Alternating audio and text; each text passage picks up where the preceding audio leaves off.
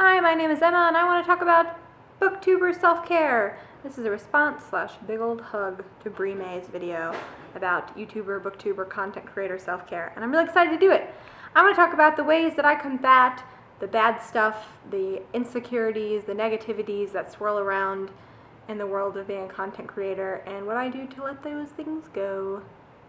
Insert horrible frozen joke here. Okay, so first off, subscribers, the root of all YouTube evil. I used to really care about subscribers. Oh, I did. Not specifically about specific subscribers, but how many subscribers that I had.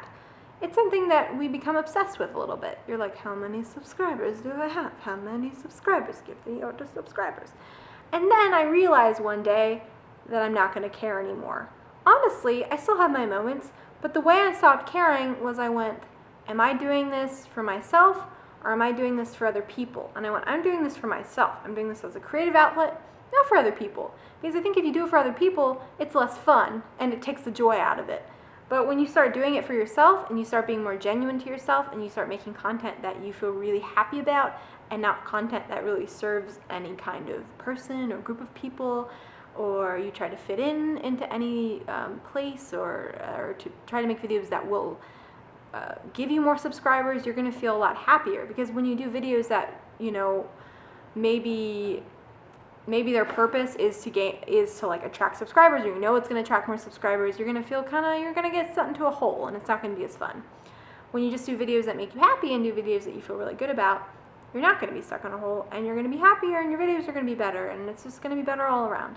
That's what I really learned. I learned that I'm not going to care about my subscribers. I care about my subscribers, but I'm not going to care about the specific number, because I think if I personally did, I would feel like I needed to do certain videos. When in reality, I'm just going to be myself, and I'm going to be goofy and weird and strange and all over the place. Number 2, the perks of Booktube and how to not let those things, when you don't have them, bother you. There are lots of perks of being on Booktube for some people. Arcs and special events and lots of other things like that that are awarded really rightly so, I want to say rightly so, to booktubers. Booktubers who are successful. I have never been asked to have an arc. I've never received an arc. I've never been asked if I wanted a book. I've never been asked any of those things. And I guess it kind of bothers you at first because you're like, hey, what about me? I'm here, I'm sticking around, I read books, what's going on? And then I realized that I just didn't care. I think this whole thing is about not caring and not letting it bother you. I don't let it bother me because in reality, I know myself, and I know that when someone asks me to read something, I'm really bad at actually reading it. Like if someone's like, hey, will you read this? I'll be like, yeah. And then I will have feel all these expectations, and then I won't read it. So honestly, if someone was like, hey, you want to read this arc? I'd be like, yeah, but you guys should know,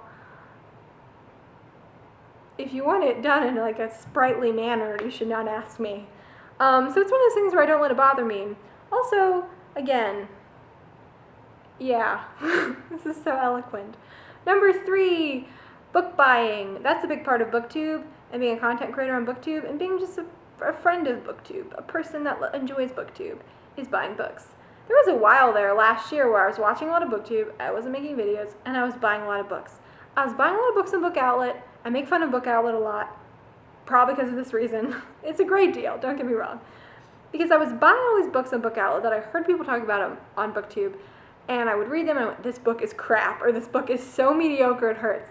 So therefore, I read a lot of mediocre books because they were books that were popular, or books that I had heard about once or twice, and they were cheap, and I was like, okay.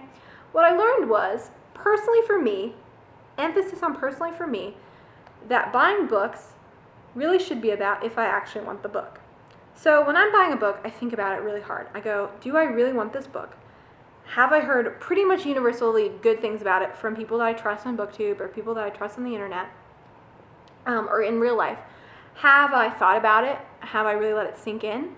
And then I buy the book, especially if it's new. If it's used at a used bookstore or at a Goodwill, I normally don't think about it as much, but if it's a new book, I really think about it and I go, do I really want to read this? Is this book going to be enjoyable, or is this book going to teach me anything, or is this book going to do whatever? And I think about it really hard. And that's how I buy books. And so because there's so many great books in the world, I've bought a lot of books. But I feel better about those purchases because those purchases weren't impulse buys. They weren't books that that I thought, okay, yeah, I heard about this once from someone I saw in a book haul, and then I bought it. And there's nothing wrong with doing that. Again, nothing wrong with doing that. I just found that when I did that, I didn't enjoy the books very much. And when I really thought about it, really thought about it, especially new books, I tended to like them more. Finally, I want to talk about taking breaks. I have not had the desire to take a break yet. I just sort of don't make videos when I don't feel well or have a lot of things going on.